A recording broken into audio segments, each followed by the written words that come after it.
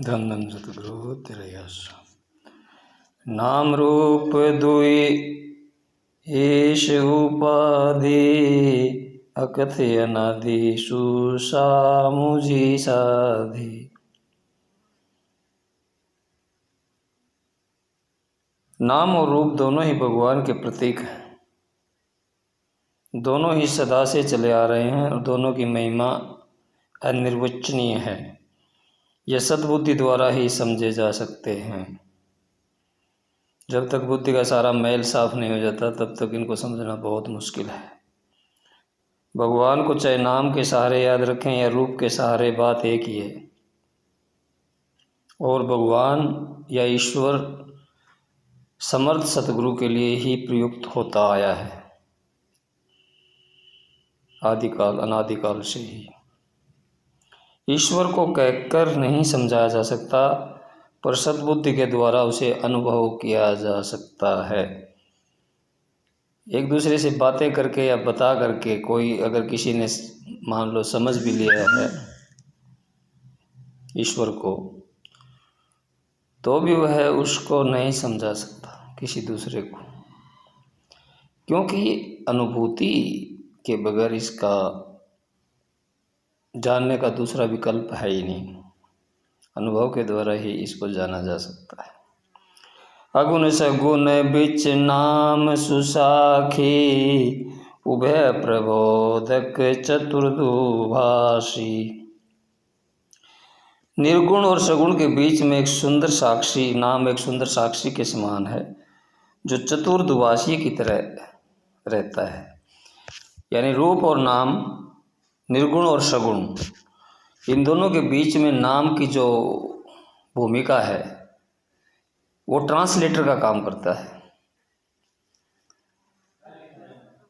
Translator का काम होता है, अगर आप वो जिसके पास साथ काम करता है उसको एक भाषा का ज्ञान नहीं है, तो उसको एक ऐसे व्यक्ति की तलाश होती है जो दोनों भाषाओं को जानता हो। उसको दुभाषिया बोलते हैं। तो नाम उसी तरह से काम करता है। अगर आप रूप को मानने वाले हैं तो भी आपको नाम के बगैर आप उस रूप के अंदर छिपे हुए अरूप को नहीं जान सकते। और अगर आप निर्गुण को मानते हैं, अरूप को मानते हैं, तो भी उसके अंदर छुपे हुए रूप को नाम के बगैर नहीं जान सकते। यही दुभाषी का काम है। दोनों को इसकी जरूरत पड़ती है। हाँ, जीवन को अगर ऐसे ही बिना किसी मकसद के, बिना किसी जानने के उद्देश्य से अगर जीना है तो वो बात अलग है। बाकी अगर परमात्मा को जानने के लिए ये मनुष्य जीवन मिलता है, और इसको जानने के लिए अगर आपको किसी की जरूरत पड़ेगी तो नाम है वो। ये रामायण में लिखा हुआ है, रामचरितमानस।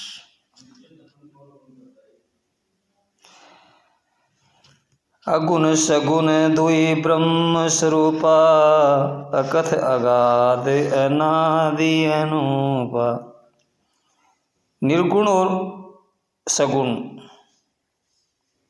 ये ब्रह्म के ही दो रूप हैं।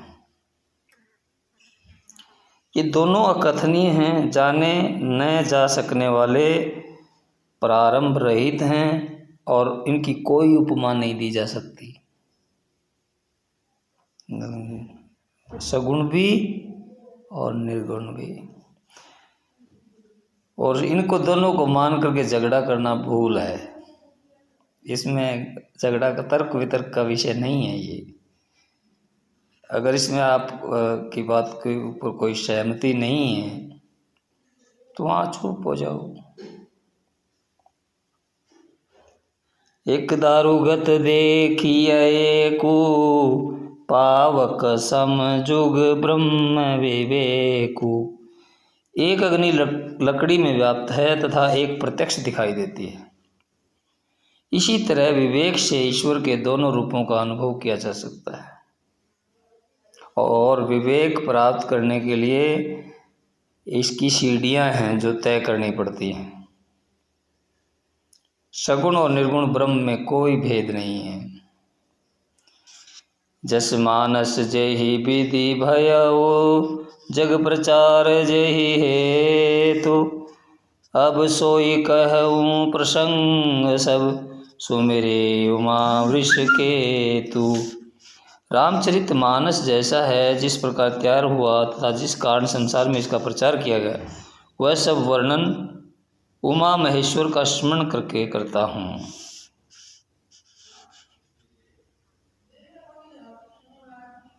धन धन सतगुरु तेरा ही आसरा।